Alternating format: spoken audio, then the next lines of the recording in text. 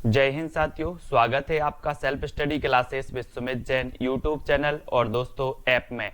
दोस्तों बहुत सारे स्टूडेंट को ऐप डाउनलोड नहीं करते बन रहा है या फिर कर भी लिया है तो कोर्स भी नहीं देख पा रहे हैं। तो मैं आज उनको बता दूं कि ये जो सेल्फ स्टडी क्लासेस इस प्रकार से जब आप प्ले स्टोर से करते हैं तो ये आपका वेल जो है आइकन उसमें लगा हुआ है ना। तो इस प्रकार से सेल्फ स्टडी क्लासेस आपको सर्च करना है और ऐसे आइकन में आपको ऐप मिलने वाला है। ठीक है, तो दोस्तों हम देखें कि प्ले स्टोर में आपको इस प्रकार से दिखेगा ये सेल्फ स्टडी क्लासेस। ठीक है, ये प्ले स्टोर में आपको सेल्फ स्टडी क्लासेस का ऐप दिखने वाला है। ठीक है, ये इमेज उसमें डली है, ये आइकन, ये लोगो उसमें डला है। ठीक है, अब दोस्तों इसको इंस्टॉल करना है, यहां से आप इंस्टॉल करेंगे। ठीक है, अब इंस्टॉल करेंगे तो वहां पर आपको नंबर मांगेगा, जीमेल नंबर मांगेगा, तो आपको ओटीपी आएगा, तो आप रजिस्टर करके आगे बढ़ेंगे। तो सभी लोग तैयार हैं तो एक बार कमेंट में जल्दी से बता दो कि सर हम तैयार हैं पढ़ने के लिए और हिंदी साहित्य के इतिहास को शुरुआत की जाए, है ना। शुरुआत की जाए तो सबसे पहला आज का प्रश्न है कि हिंदी साहित्य के इतिहास का प्रथम लेखक कौन है। फटाक से आपको आंसर बताना है। और मैं कहता हूं साथियों कि जितने भी साथी नहीं जुड़े हैं हिंदी साहित्य के इतिहास से संबंधित, हिंदी व्याकरण से संबंधित सेल्फ स्टडी क्लासेस से जुड़े, जहां पर आपको हर समय दोस्तों डाउट क्लियर आपके किए जाएंगे, हर समय आपके टेस्ट भी करवाए जाएंगे और दोस्तों आप अपना आकलन कर पाएंगे। बहुत सारी चीजें जो आपको कहीं नहीं मिलने वाली वो सेल्फ स्टडी क्लासेस में मिलेंगी, है ना। दोस्तों एक बार आप सेल्फ स्टडी क्लासेस से जुड़ जाओ, है ना। इसमें 5 तारीख के जिसको भी एडमिशन लेना है इसमें ले सकते हैं और इस एडमिशन में दोस्तों आप शुरुआत से तैयारी कर सकते हैं। हिंदी साहित्य के इतिहास का प्रथम लेखक कौन है, प्रथम लेखक आपको बताना है। तो आपने बताया है कि सर हिंदी साहित्य के इतिहास लेखन की अगर बात करोगे, हिंदी साहित्य के इतिहास का, हिंदी साहित्य के इतिहास का जो प्रथम लेखक माना जाता है दोस्तों वो कौन माना जाता है, तब आपका बिल्कुल सही आंसर होगा गारसादा तासी। गारसादा तासी यानी कि आपका जो 1 नंबर है, डी नंबर है, डी नंबर वो बिल्कुल सही हो जाएगा। गारसादा तासी आपने बिल्कुल सही आंसर चयन किया है, वेरी गुड आंसर। गारसादा तासी आपको पता है दोस्तों कि गारसादा तासी ने इस्तवार दाला लेतुतुर एंदु हिंदुस्तानी दोस्तों ग्रंथ लिखा, है ना, जिसका प्रकाशन फर्स्ट भाग दोस्तों 1839 में और सेकंड भाग 1847 में 1847 में प्रकाशित हुए थे, ये याद रख लेना। और गारसादा तासी फ्रेंच विद्वान थे, फ्रेंच विद्वान थे, इसलिए इन्होंने इस्तवार दाला लेतुतुर एंदु हिंदुस्तानी ग्रंथ की रचना भी फ्रेंच भाषा में की है ना। और दोस्तों आपको पता है ये जो ग्रंथ है ये पेरिस से प्रकाशित हुआ था, ये भी आपको याद रख लेना। ठीक है, फिर अगला क्वेश्चन है काशी नागरी प्रचारणी सभा द्वारा हिंदी साहित्य का बृहद इतिहास कितने खंडों में प्रकाशित किया गया। काशी नागरी प्रचारणी सभा द्वारा हिंदी साहित्य का बृहद इतिहास कितने खंडों में प्रकाशित किया गया। 52 का आंसर यहां पर आपको चयन करना है, 52 का आंसर चयन करना है। दोस्तों यहां कंफ्यूज नहीं होना, कहीं कहीं आपको इसका 16 खंड भी मिलेगा, है ना, और यहां पर 18 खंड दिया है। अगर 18 खंड आपके आंसर में या विकल्प में आता है और 16 नहीं आता है तो आपको 18 खंड लगा देना है। 18 खंडों में प्रकाशित हुआ और कहीं कहीं आपको 16 खंड भी मिलेंगे, है ना। तो ये 16 खंड में प्रकाशित हुआ ये भी याद रख लेना है। ठीक है, और यहां पर एक विकल्प दिया है डी नंबर 18 तो आपको लगाना है उत्तर डी। ठीक है, तो डी आपका यहां पर बिल्कुल सही हो जाएगा। और बढ़ जाते हैं अगले प्रश्न की ओर। सभी लोग एक बार लाइक कर देना। और अगला क्वेश्चन है आपका दोस्तों कि हिंदी साहित्य की भूमिका ग्रंथ का लेखक कौन है। हिंदी साहित्य की भूमिका, हिंदी साहित्य की भूमिका, और मैंने आपको कई बार याद करवाया कि भूमिका 40 की हो गई, हजारी की भूमिका 40 की हो गई, यानी कि उत्तर आपका क्या हो जाएगा यहां पर, हजारी की भूमिका 40 की हो गई। बोले सर, है ना, तो 40 की हो गई है। हाँ 16 पढ़ा है, बिल्कुल सतीश जी 16 ही पढ़ा है, बिल्कुल सही है ना। तो हिंदी साहित्य की भूमिका ग्रंथ का लेखक कौन है ये आपको बताना है और उत्तर आपका हो जाएगा, उत्तर हो जाएगा भूमिका, है ना। हजारी की भूमिका कितने की हो गई, 40 की हो गई। तो उत्तर क्या लगाओगे, क्या लगाओगे, हजारी से बनेगा हजारी प्रसाद द्विवेदी। और हिंदी साहित्य की भूमिका ये इन्होंने ग्रंथ लिखा 1940 में, 40 में लिखा दोस्तों, है ना। ये 40 याद रख लेना, हजारी की भूमिका 40 की हो गई। ठीक है, अगला क्वेश्चन, हिंदी साहित्य के इतिहास लेखन की परंपरा में मिश्र बंधुओं ने किस ग्रंथ द्वारा अपना महत्वपूर्ण योगदान किया? किस ग्रंथ द्वारा अपना महत्वपूर्ण योगदान किया? मिश्र बंधुओं की बात करते हैं तो कई बार मैंने आपको बताया है, रट लेना इस चीज को कि सर अगर मिश्र बंधु की बात करोगे तो मिश्र बंधु आरंभ से साथ में रहे, आरंभ से साथ रहे, इसलिए इन्होंने आदि काल को क्या नाम दिया? आरंभिक काल नाम दिया। आपको पता है तो इनको भूलना नहीं है। श्याम गणेश सुखदेव, श्याम गणेश सुखदेव, ये 3 भाई थे, ये 3 भाई मिश्र बंधु थे। इनको याद कर लेना, बार बार पढ़ना, पूछा जाता है कि निम्न में से बताइए कौन सा मिश्र बंधु में शामिल नहीं था, है ना? तो आपको श्याम गणेश सुखदेव याद रखना।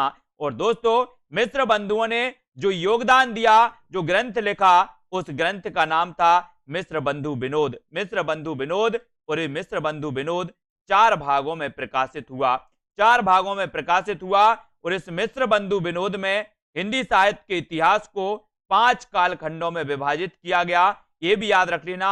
इस मिश्र बंधु में दोस्तों लगभग 5000 कवियों का दोस्तों वर्णन इसमें मिलता है, इसमें चित्रण मिलता है, ये भी याद रख लेना। और ये जो मिश्र बंधु की बात कर रहे हो, ये जो मिश्र बंधु की दोस्तों आप क्या कर रहे हो, बात कर रहे हो, इन मिश्र बंधुओं को आपको अच्छे से पढ़ना है, क्योंकि इनका जो मिश्र बंधु विनोद है ये दोस्तों 1913 में इसके कितने भाग प्रकाशित हुए थे? बोले सर इसके 3 भाग प्रकाशित हुए थे 1913 में। और 14 की अगर बात करोगे, चौथे भाग की बात करोगे तो चौथा भाग इनका 1934 में प्रकाशित हुआ था मिश्र बंधुओं का। अगर कभी ऑप्शन में आ जाए कि मिश्र बंधु विनोद में कितने कवियों का उल्लेख मिलता है, तो ऑप्शन में 4591 आ जाए तो 4591 लगा देना। और लगभग पूछा जाए तो लगभग 5000 लगा देना। ठीक है, तो 4 भागों में प्रकाशित 5 कालखंडों में हिंदी साहित्य के इतिहास को इसमें बांटा गया। 1913 में 3 भाग, 34 में चौथा भाग इसमें प्रकाशित हुआ, इसको याद कर लेना। हिंदी साहित्य के इतिहास लेखन से पूर्व किस प्रसिद्ध ग्रंथ में हिंदी के विभिन्न कवियों के जीवन वृत्त एवं कृतित्व का परिचय मिलता है? तो किसमें मिलता है? 55 का आंसर आपको चयन करना है। सभी लोग उत्तर बताएंगे 55, और 55 में नितिका जी उत्तर क्या हो जाएगा? उत्तर आपको बताना है, उत्तर क्या हो जाएगा जल्दी से बताओ। हिंदी साहित्य के इतिहास लेखन से पूर्व किस प्रसिद्ध ग्रंथ में हिंदी के विभिन्न कवियों के जीवन वृत्त एवं कृतित्व का परिचय मिलता है? और प्रश्न क्रमांक अपना 55 है और आपने पढ़ा है, क्या पढ़ा है जल्दी से बताओ। यशरत्ती जी, दारसू जी, क्या पढ़ा है? बोले सर हमने पढ़ा है कि 84 वैष्णव की वार्ता गोकुलनाथ द्वारा रचित ये रचना है ना? 84 वैष्णव की वार्ता या 200 वैष्णव की वार्ता हिंदी साहित्य के इतिहास लेखन से पूर्व प्रसिद्ध ग्रंथ था। कौन सा? 84 वैष्णव की वार्ता।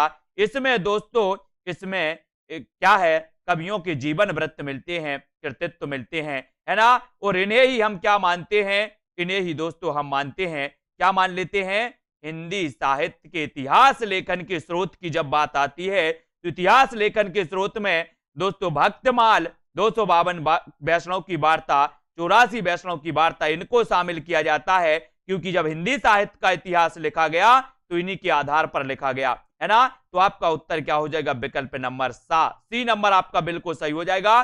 फिर यहां पर आते हैं, आचार्य रामचंद्र शुक्ल का इतिहास ग्रंथ हिंदी साहित्य का इतिहास स्वतंत्र पुस्तक से पूर्व किस रूप में प्रकाशित हुआ था? किस रूप में प्रकाशित हुआ था?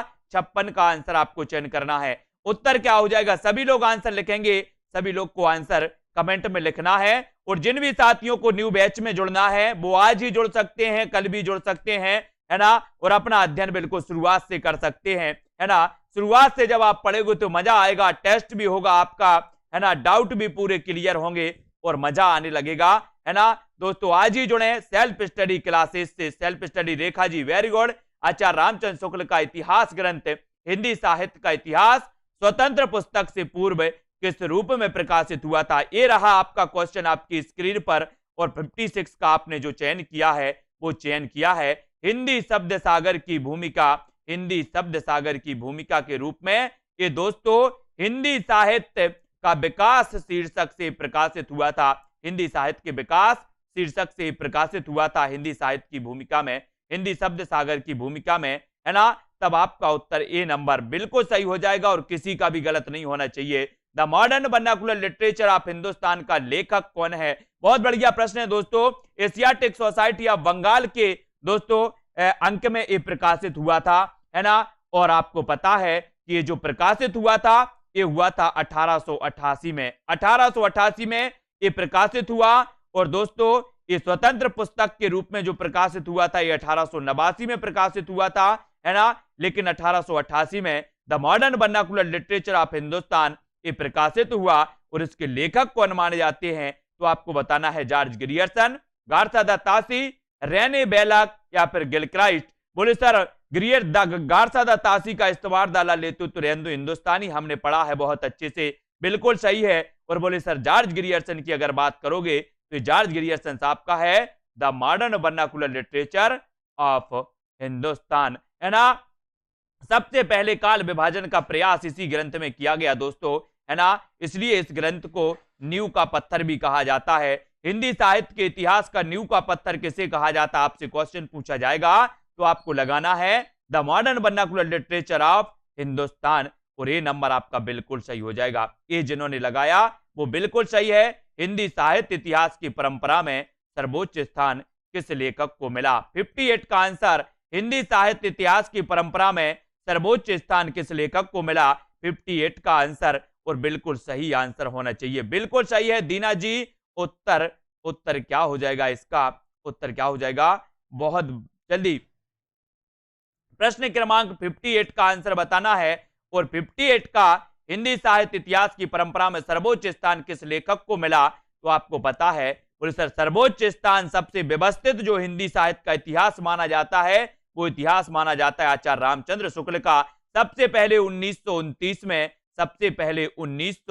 में दोस्तों ये रामचंद्र शुक्ल का हिंदी शब्द सागर की भूमिका में हिंदी साहित्य के विकास शीर्षक से प्रकाशित हुआ था। लेकिन एक पुस्तक के रूप में एक व्यवस्थित दोस्तों संशोधित करके इसका जो संशोधित रूप प्रकाशित हुआ था हिंदी साहित्य के इतिहास के नाम से 1940 में हुआ था।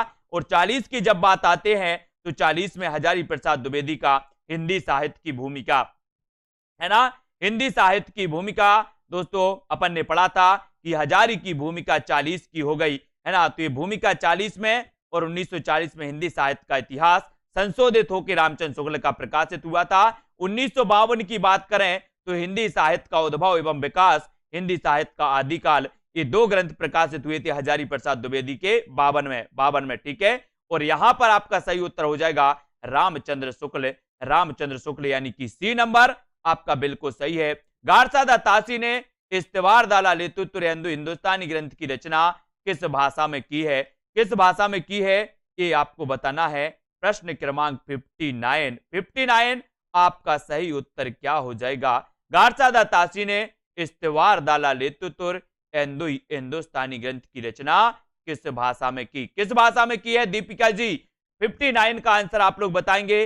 रिया नायक जी आवाज नहीं आ रही क्या आपको? गार्सा द तासी ने इस्तवार दाला लेतु तुरेंदु हिंदुस्तानी ग्रंथ की रचना किस भाषा में की है? और 59 का आंसर बोले सर ये इस्तवार दाला लेतु तुरेंदु हिंदुस्तानी ये जो ग्रंथ है ये गार्सा द तासी का है, गार्सा द तासी का है। और ये बात करें किसकी तो ये फ्रेंच भाषा फ्रांसीसी भाषा में प्रकाशित हुआ, यानी कि आ नंबर आपका यहाँ पर बिल्कुल सही हो जाएगा। ए नंबर आपका बिल्कुल सही हो जाएगा। और अगला क्वेश्चन है हिंदी साहित्य नामक इतिहास ग्रंथ का संपादन किसने किया? हिंदी साहित्य नामक इतिहास ग्रंथ का संपादन किसने किया? प्रश्न क्रमांक 60 का उत्तर बताना है।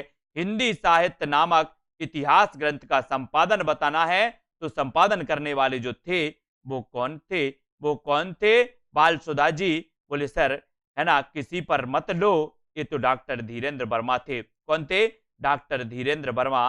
हिंदी साहित्य नामक इतिहास ग्रंथ का संपादन करने वाले जो थे वो थे धीरेन्द्र वर्मा। यानी कि आपका 60 का जो आंसर हो जाएगा वो हो जाएगा विकल्प नंबर बी, विकल्प number M R Sharma ji, very good. V number किस आलोचक ने आदिकाल को बीज बपन काल कहा। सरल आंसर, किसी का गलत नहीं होना चाहिए। कई बार एग्जाम में पूछा गया है, लेकिन इस सरल वे में पूछा जाता है। आप लोग को कठिन वे में नहीं लेना है, इस सरल वे में पूछा जाता है और पूछ लिया जाता है बीज बपन काल। और मैंने कहा कि बीज की बात आई है तो बीज बोए हैं अहिंसा के किसने। अहिंसा के अपन पढ़ते ना कि अहिंसा के बीज बोए महावीर भगवान ने, तो बीज बपन काल भी कौन कहेगा? कौन कहेगा? महावीर प्रसाद द्विवेदी कहेंगे कि श्याम सुंदर दास कहेंगे? बोले सर छोड़ो यार, महावीर प्रसाद द्विवेदी ही कहेंगे, है ना। मैंने कहा ठीक है, फिर आपका उत्तर सही हो जाता है विकल्प नंबर बी, बीज बपन काल महावीर प्रसाद द्विवेदी। बीज बपन काल महावीर प्रसाद द्विवेदी, बी नंबर आपका बिल्कुल सही हो जाएगा। अगला क्वेश्चन है, सरहपाद को हिंदी का प्रथम कवि किसने माना है? सरहपाद को हिंदी का प्रथम कवि किसने माना? मिश्र बंधु ने, है ना, चंद्रधर शर्मा गुलेरी ने, राहुल शर्मा ने, या फिर राहुल सांकृत्यायन और हजारी प्रसाद द्विवेदी ने। सरहपाद को हिंदी का प्रथम कवि किसने माना? यहां से दोस्तों अपना बिल्कुल शुरुआत हो रही है और एक भी क्लास मिस नहीं होनी चाहिए। जितने भी पेड मेंबर हैं उनकी क्लास तो मिस नहीं होनी चाहिए, है ना। याद रख लेना, सरहपाद को हिंदी का प्रथम कवि किसने माना है? और 62 का आंसर हो जाएगा। बोले सर राहुल सांकृत्यायन की बात करो, राहुल सर, क्या बोल देंगे? राहुल सर, है ना। तो सी नंबर आपका बिल्कुल सही हो जाएगा। सी जो आपने चयन किया है वो बिल्कुल सही है। आचार्य रामचंद्र शुक्ल ने हिंदी साहित्य के प्रारंभिक काल को किस नाम से अभिहित किया? बिल्कुल सरल आंसर दोस्तों, टूट पड़ो इन प्रश्नों को। बोले सर इतने सरल आंसर, इतने सरल प्रश्न पूछोगे? मैंने कहा हाँ, है ना। तो बिल्कुल पूछते जाओ, हम भी उत्तर बताने के लिए तैयार हैं, है ना। और आचार्य रामचंद्र शुक्ल ने हिंदी साहित्य के प्रारंभिक काल को किस नाम से अभिहित किया? ये भी आपको बताना है। उत्तर क्या हो जाएगा? क्या हो जाएगा? चंचल सिंह जी, रेखा सरोज जी। बोले सर 63 की बात करोगे तो यहां पर आदिकाल काट दो। मैंने कहा काट दिया। चारण काल भी काट दो, काट दिया। सिद्ध सामंत भी काट दो, काट दिया। उत्तर कहां चला जाता है? विकल्प नंबर बी की ओर। बी की ओर आपका उत्तर चला जाता है वीर गाथा काल, और वी नंबर आपका बिल्कुल सही हो जाएगा, है ना। वीर गाथा काल इन्होंने नाम जब दिया दोस्तों तो इन्होंने 12 रचनाएं प्रमाणिक मानी, और 12 रचनाओं में जिन प्रमाणिक रचनाओं को माना इन्होंने वीर रस से प्रधान ओतप्रोत, है ना, उनमें कुछ श्रृंगार रचनाएं भी मानी जाती हैं। तब इनकी वीर गाथा काल की आलोचना हुई। ये वीर गाथा काल नहीं हो सकता, तो लोगों ने, हजारी प्रसाद द्विवेदी ने इसे आदिकाल कह दिया। और आदिकाल जब कह दिया तो आपको पता होगा कि आदिकाल नाम ही चढ़ पड़ा, और इसे हम आदिकाल ही जानते हैं। और रामचंद्र शुक्ल ने दोस्तों इसकी जो अवधि मानी 1050 से लेकर के 1375, 1050 से लेकर के 1375 मानी, ये भी आपको याद रख लेना है। और 1000 से लेकर के 1050 तक द्विवेदी जी ने मानी है ना। तो इनको कालक्रम भी अपन को याद रखना है। फिर आपसे क्वेश्चन पूछा जाता है कि हिंदी साहित्य के अंतर्गत किस काल को हिंदी साहित्य का स्वर्ण युग कहा जाता है? स्वर्ण युग बताना है दोस्तों। आपको पता होगा जॉर्ज ग्रियर्सन ने सबसे पहले हिंदी साहित्य के उस युग को जिसे आपको बताना है, क्या कहा था? स्वर्ण युग कहा था। फिर श्याम सुंदर दास ने इसे स्वर्ण काल भी कहा था दोस्तों, ये याद रख लेना। तो श्याम सुंदर दास और जॉर्ज ग्रियर्सन ने इसे स्वर्ण युग, स्वर्ण काल के रूप में दोस्तों इसे पुकारा, है ना। और याद रख लेना, बोले सर भक्ति काल की बात करो तो हिंदी साहित्य का ये स्वर्ण युग था। क्या था? स्वर्ण युग था। और अगर कभी आपसे पूछा जाए कि खड़ी बोली का स्वर्ण युग कौन सा युग था, खड़ी बोली का स्वर्ण युग कौन सा युग था, तो आपको लगाना है छायावाद खड़ी बोली का स्वर्ण युग था। और दोस्तों ये हिंदी साहित्य का स्वर्ण युग भक्ति काल था, यानी कि आ नंबर आपका यहां पर बिल्कुल सही हो जाएगा। ए नंबर सभी लोग लाइक कर देना और इस सीरीज को कोई भी मिस नहीं करना। और दोस्तों जितने भी पेड मेंबर हैं वो मिस तो कभी नहीं करना। और जिनको फर्स्ट बैच में, सेकंड बैच में स्टार्ट से पढ़ना है, शुरुआत से पढ़ना है, व्यवस्थित पढ़ना है, वो आज ही self study classes app download कर लें। और आदिकालीन कृति ढोला मारूरा दूहा की गणना किस साहित्य के अंतर्गत की जाती है? प्रश्न क्रमांक 65 है और 65 को आपको चयन करना है। उत्तर क्या हो जाएगा? ढोला मारूरा दूहा। इसमें बहुत सारे लोगों को कंफ्यूज है और मैंने कई बार आपको बताया, इसलिए कंफ्यूजन दूर कर लेना है, अब नहीं भूलना है। एक बार और बता दे रहा हूं मैं कि ढोला मारूरा दूहा, एक तो आपसे पूछा जाता है कल्लोल, एक पूछा जाता है कल्लोल, एक पूछा जाता है कुशल लाभ, है ना।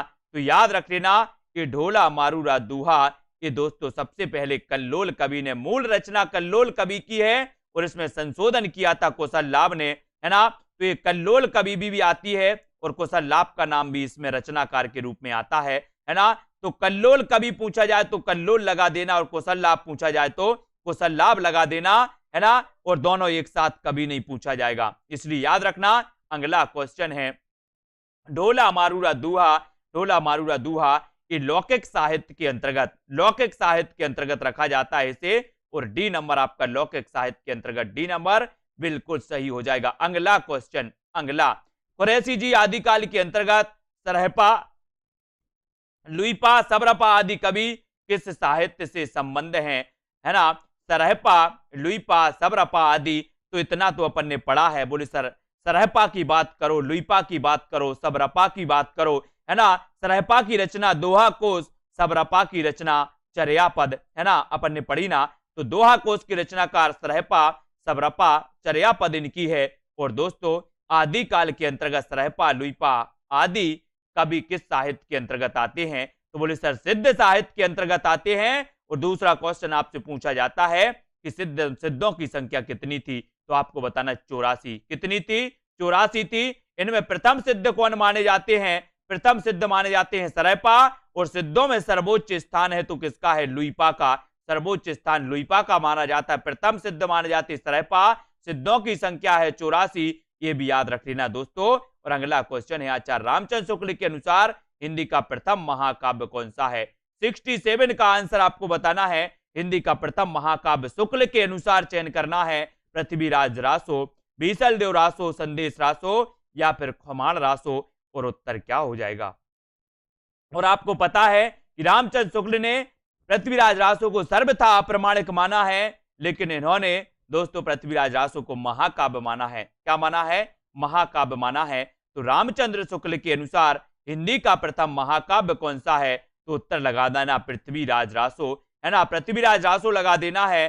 चंद्र बरदाई और हिंदी का प्रथम महाकाव्य माना, लेकिन रामचंद्र शुक्ल वही रामचंद्र शुक्ल हैं जिन्होंने दोस्तों जिन्होंने इस पृथ्वीराज रासो को, है ना, सर्वथा अप्रमाणिक माना। तो ये भी आपको याद रख लेना, रामचंद्र शुक्ल जी, है ना। अगला क्वेश्चन आपकी स्क्रीन पर, आदिकाल की रूढ़ियों, आदिकाल की रूढ़ियों, परंपराओं और प्रवृत्तियों को समझने में किस पुस्तक से सहायता मिलती है? कई बार मैंने आपको बताया है, इसको अब भूलना नहीं है। और किसी भी बंदी का क्या नहीं होना चाहिए? गलत नहीं होना चाहिए क्वेश्चन। आदिकाल की रूढ़ियों, परंपराओं और प्रवृत्तियों को समझने में किस पुस्तक से सहायता मिलती है? और 68 का आंसर आपको चयन करना है। और कई बार बताया, बोले सर कई बार बताया, कई बार बताया, कई बार बताया, लेकिन भूल गए। अब नहीं भूलना, अब नहीं भूलना। बताओ जल्दी से कौन कौन गलत बता रहा है, वो मैं कमेंट में देख रहा हूं आज, और कौन कौन सही बता रहा है वो भी कमेंट में देख रहा हूं। प्रश्न क्रमांक 68 और 68 में कुछ लोग चयन कर रहे ए, कुछ लोग चयन कर रहे बी, है ना, और अधिकांश लोग चयन कर रहे हैं बी, है ना। बी और A B B A B और बी ए, है ना। ए को काट दो, सी को काट दो, डी को भी काट दो, है ना। आदिकाल की रूढ़ियों, रूढ़ियों, रूढ़ियों, परंपराओं और प्रवृत्तियों को, परंपराओं और प्रवृत्तियों को समझने में किस पुस्तक से सहायता मिलती है? किस पुस्तक से सहायता मिलती है? तो वो मिलती है प्राकृत पेंगलम। ये रूढ़ियों की बात हुई है तो यहां पर आ जाओ। अपन दोस्तों देखते हैं, बोले सर संस्कृत, संस्कृत, पाली, पाली और प्राकृत, प्राकृत, है ना। इसको याद रख लेना। तो प्राकृत जब भाषा प्रचलित में थी तो रूढ़ियां बहुत थी।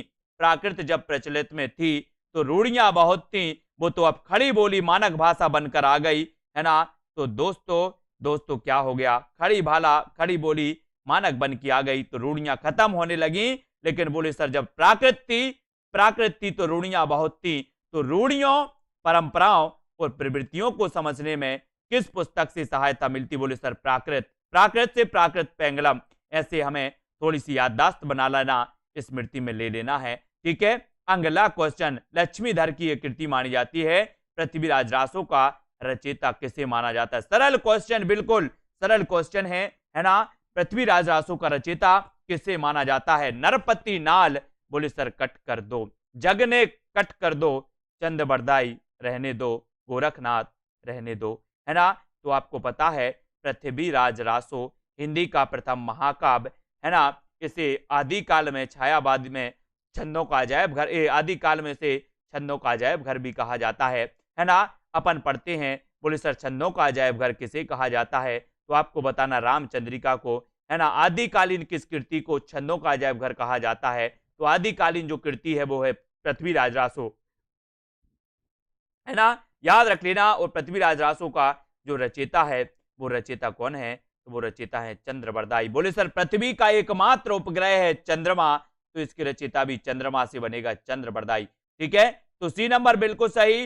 रासो काव्य परंपरा में गे काव्य कौन सा है, गे काव्य कौन सा है, रासो काव्य परंपरा में गे काव्य कौन सा है, बीसल देव रासो, परमाल रासो, वर्ण रत्नाकर, राउल बेल, यानी कि 70 का आंसर गे काव्य कौन सा माना जाता है। श्रृंगार परक रचना कौन सी मानी जाती है, अजमेर के शासक से संबंधित रचना कौन सी मानी जाती है, ये भी आपको बताना है। नरपति नाल की रचना कौन सी मानी जाती है, और गे काव्य कौन सा माना जाता है। तो ये सारे क्वेश्चन 3-4 वर्ण के 3-4 प्रकार के दोस्तों क्वेश्चन हैं जो आपसे पूछे जाएंगे, और आपसे पूछे जाएंगे तो बोले सर हम भी तैयार हैं, और हम भी तैयार हैं, तो उत्तर होगा बीसल देव रासो। बीसल देव रासो आपका बिल्कुल सही हो जाएगा। और जिन भी साथियों ने दोस्तों self study classes app download नहीं किया, वो ऐप डाउनलोड करें, प्ले स्टोर में सर्च करें self study classes, self study classes आपको सर्च कर लेना है ना।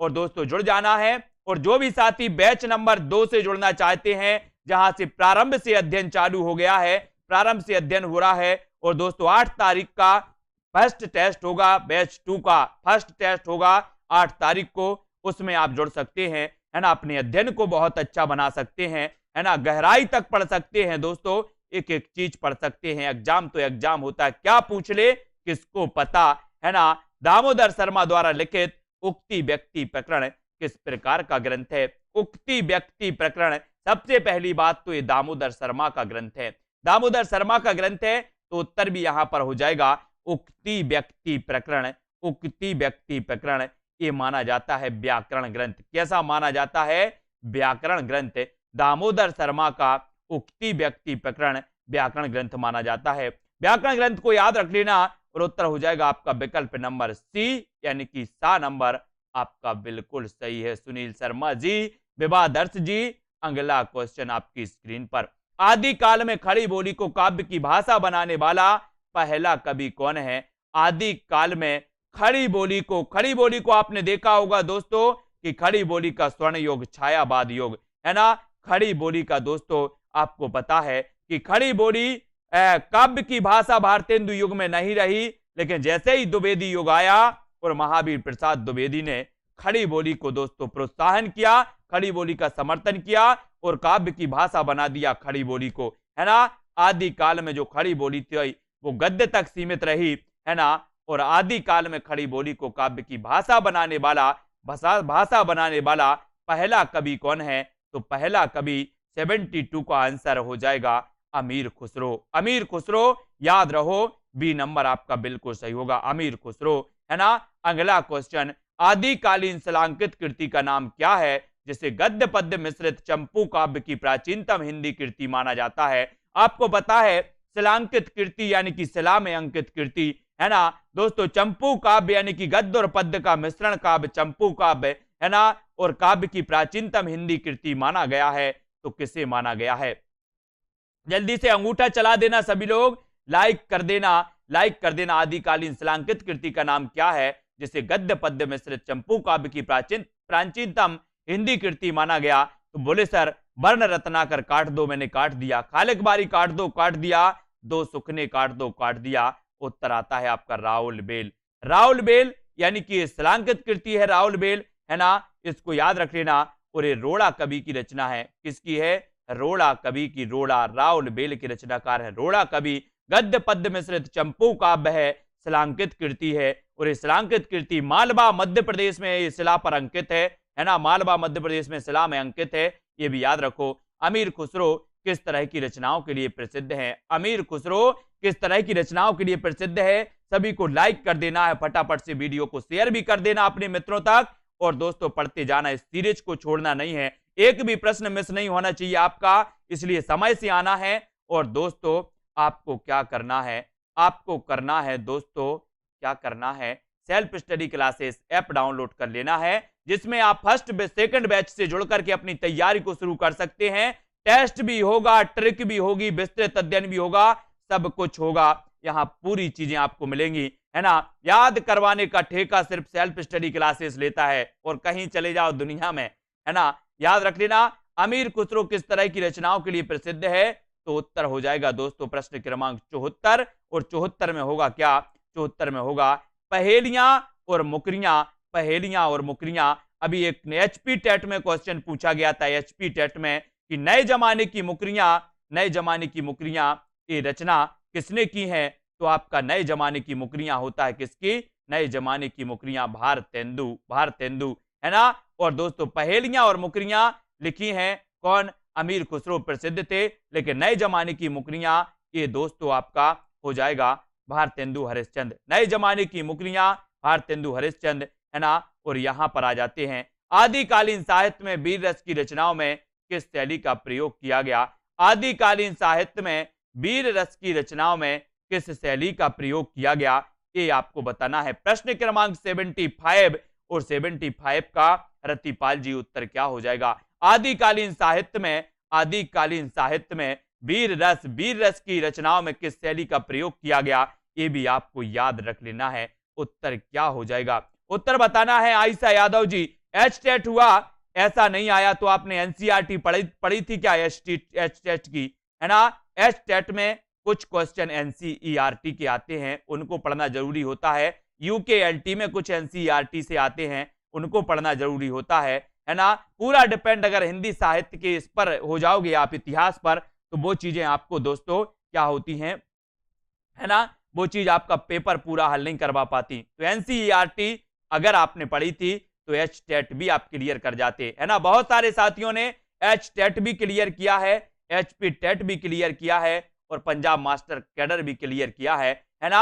आदिकालीन साहित्य में वीर रस की रचना में किस शैली का प्रयोग किया गया, तो प्रश्न क्रमांक 75 और 75 का जो उत्तर हो जाएगा, वो उत्तर हो जाएगा दोस्तों कौन सा, वो हो जाएगा कौन सी, वीर रस की रचनाओं में किस शैली का प्रयोग किया गया, तो वीर रस की रचनाओं में किया गया दोस्तों डिंगल शैली का, कौन सी, डिंगल, डिंगल, डिंगल, यानी कि आपका जो बी नंबर है 75 का बी नंबर आपका सही हो जाएगा। डिंगल शैली का वीर रस की रचनाओं में डिंगल, और बी आपका बिल्कुल सही है, ठीक है, बिल्कुल सही है। अगला क्वेश्चन है, आदिकाल के किस पंथ से भक्ति काल के संत मत का विकास हुआ था, ये आपको बताना है। प्रश्न क्रमांक क्या हो जाएगा, ठीक है, 76 का आंसर, आदिकाल के किस पंथ से भक्ति काल के संत मत का विकास हुआ, तो जल्दी से बताना है। प्रश्न क्रमांक 76, आदिकाल के किस पंथ से भक्ति काल के संत मत का विकास हुआ, तो किसका हुआ, बौद्ध का, जैन, नाथ या फिर वज्रयान, किसका हुआ।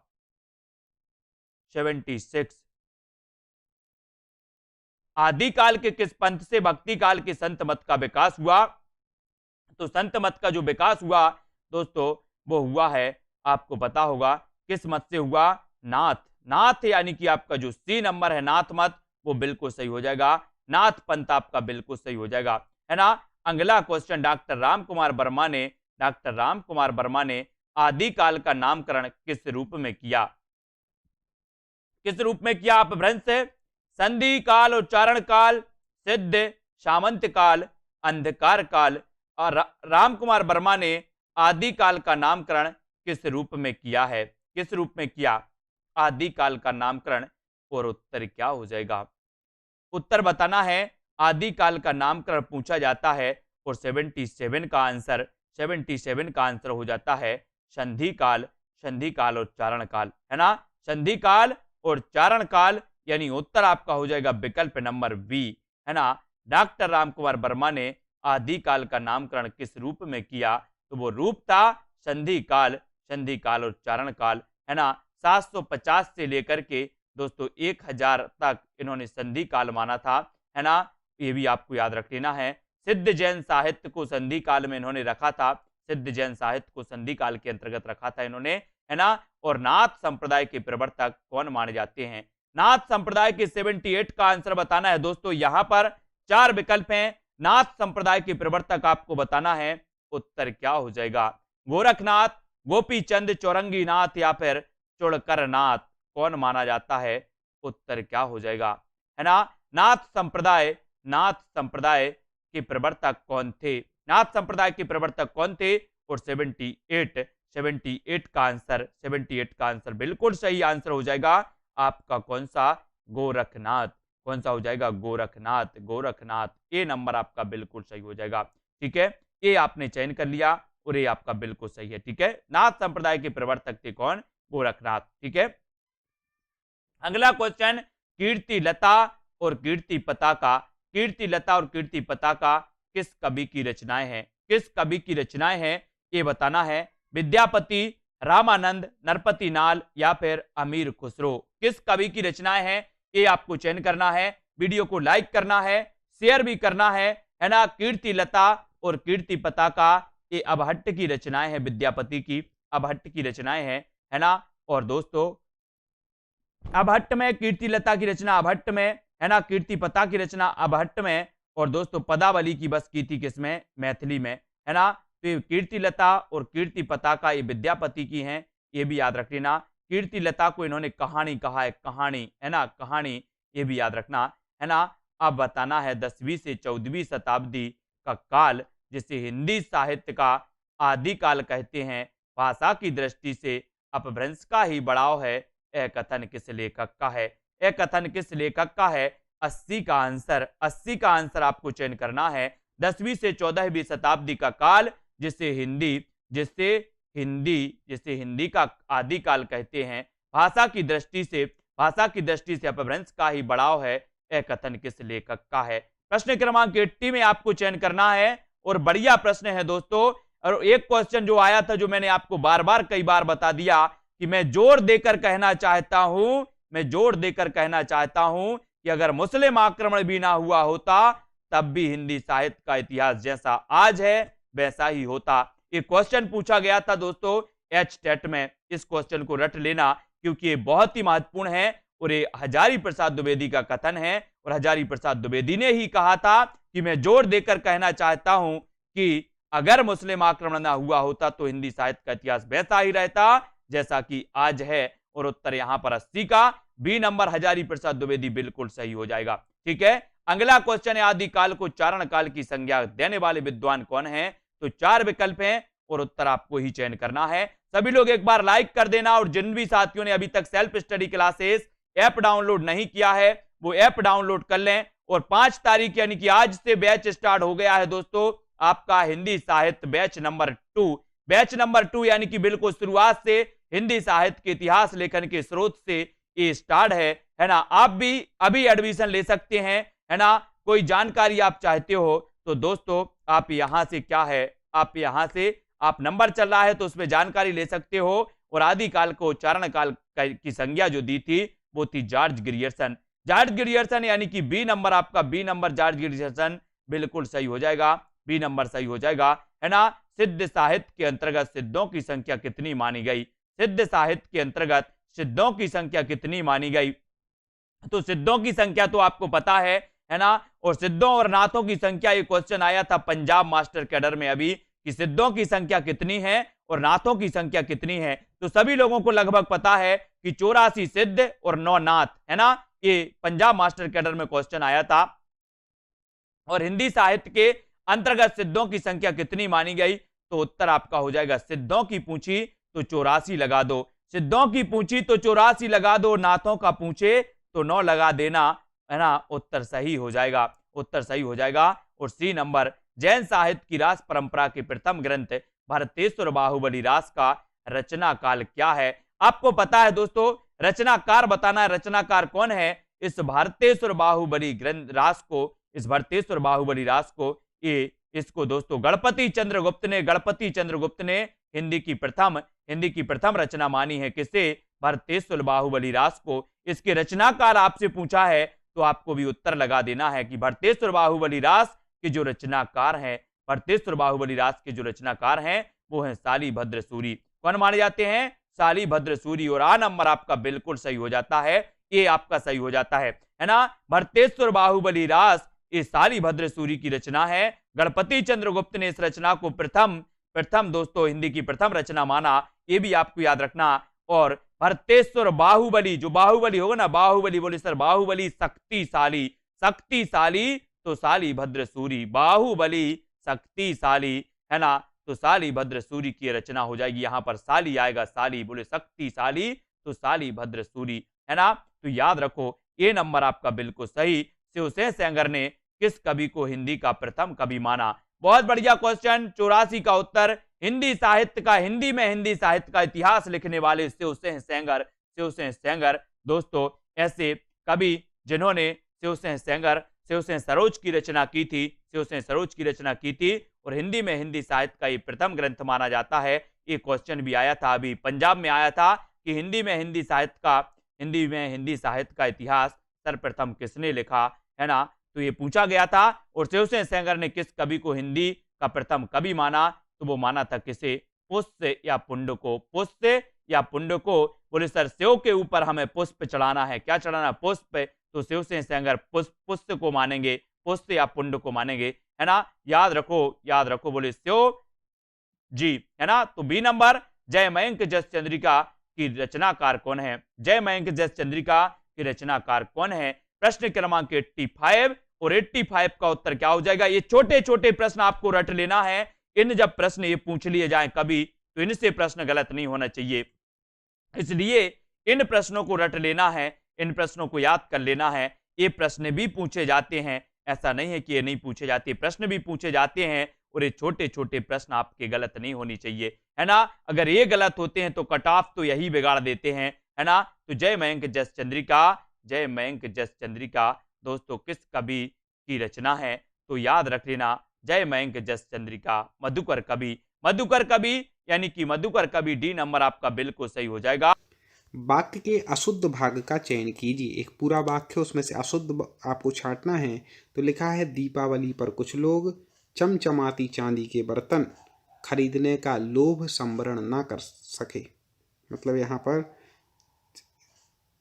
क्या होना चाहिए? देखो, दीपावली पर लोग चमचमाती चांदी के बर्तन नहीं, ठीक है, चांदी के चमचमाते बर्तन होना चाहिए। तो बी इसका गलत है, बाकी ठीक है।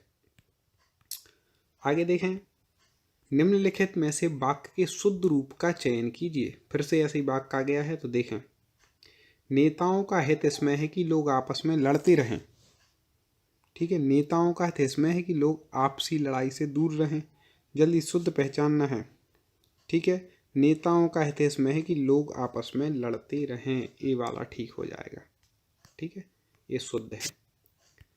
प्रत्येक वाक्य में अशुद्ध भाग का चयन कीजिए। अब अशुद्ध का चयन करना है। प्रत्येक देशवासियों को देश की सेवा में तन मन धन पर करना चाहिए। तो प्रत्येक देशवासियों कह रहे, प्रत्येक देशवासी होता है, या तो देशवासियों को सीधा कह देते, प्रत्येक की जरूरत नहीं थी।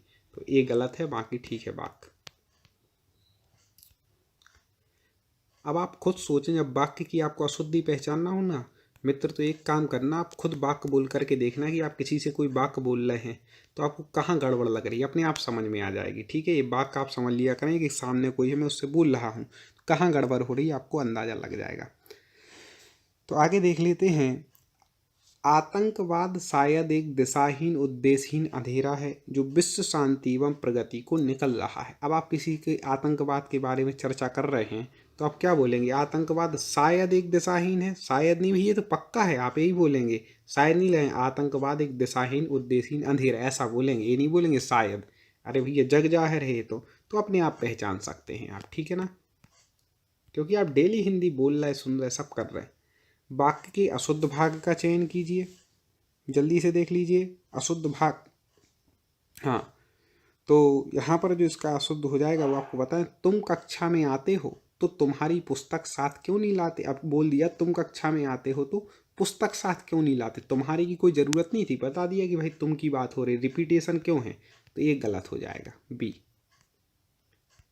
वाक्य में अशुद्ध भाग का चयन कीजिए। वाक्यगत अशुद्धि 2 नंबर का है दोस्तों मैटर, तो इसलिए पूरे क्वेश्चन पढ़ लीजिएगा। तो अब देखें, हाँ जल्दी से कमेंट कर दें ए बी सी या डी। तो आपको बता दें कि गुड़ी मनुष्य कहता है, ठीक है, कि मैं विविध प्रकार के दुखों को सहन करके भी दुखी नहीं हूँ। गुड़ी नहीं, अब यहाँ पे दुख सहने की बात हो रही तो साहसी होना चाहिए। साहसी मनुष्य कहता है, जिसमें साहस होता है कि दुखों को सहन भी कर रहे फिर भी मैं दुखी नहीं हूँ, ऐसा। वाक्य में अशुद्ध भाग का चयन कीजिए, ठीक है, एक ही वाक्य दिया है। तो आगे देखें, फूल में सुगंध होती है और तितली के पास सुंदर पंख। तितली के पास नहीं, तितली के सुंदर पंख होते हैं, अलग चीज थोड़ी ना, तितली और पंख कोई अलग अलग थोड़ी ना कि उसके पास होंगे। तो ये सी इसका इस वाक्य का गलत हो जाएगा।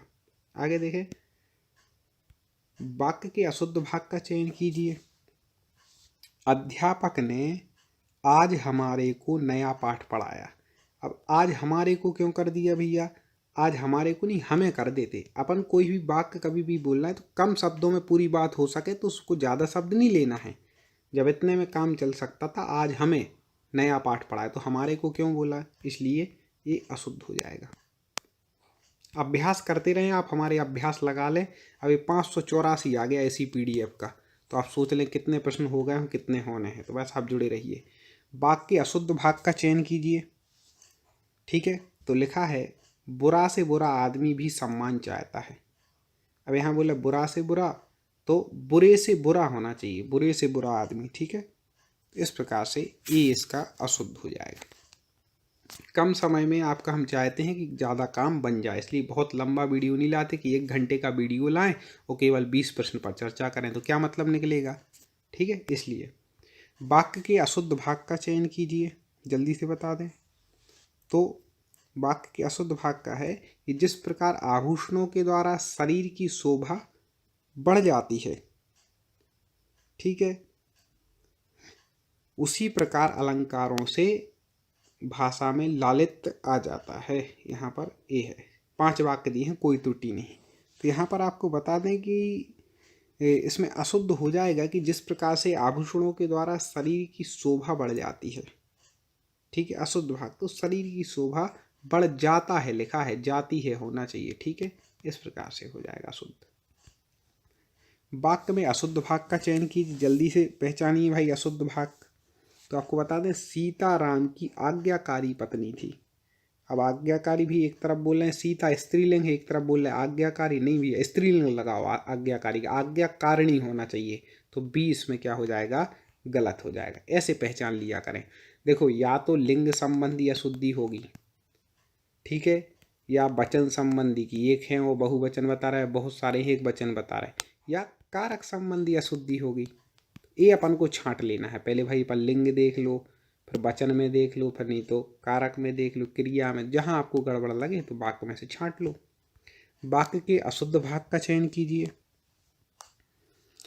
आगे लिखा है, व्यक्ति के हर प्रकार के कष्टों को वह पल भर में दूर करती है, ठीक है। तो व्यक्ति के हर प्रकार के कष्ट को होना चाहिए, ठीक है। कष्ट अपने आप में क्या है, बहुवचन है, उसको कष्टों लिखने की जरूरत नहीं है, ठीक है। इस प्रकार से निम्नलिखित में से वाक्य के शुद्ध रूप का चयन कीजिए। दोस्तों, अभी तक वीडियो को लाइक ना किया हो तो जरूर करना, और यूट्यूब पर टॉप 50 स्टडी चैनल को सर्च करके क्रम से पूरे वीडियो जरूर देखना। तो यहाँ पर अपन को शुद्ध रूप चयन करना है, तो मैं गाने का अभ्यास करता हूँ, ये इसका शुद्ध रूप हो जाएगा। निम्नलिखित में से वाक्य के शुद्ध रूप का चयन कीजिए।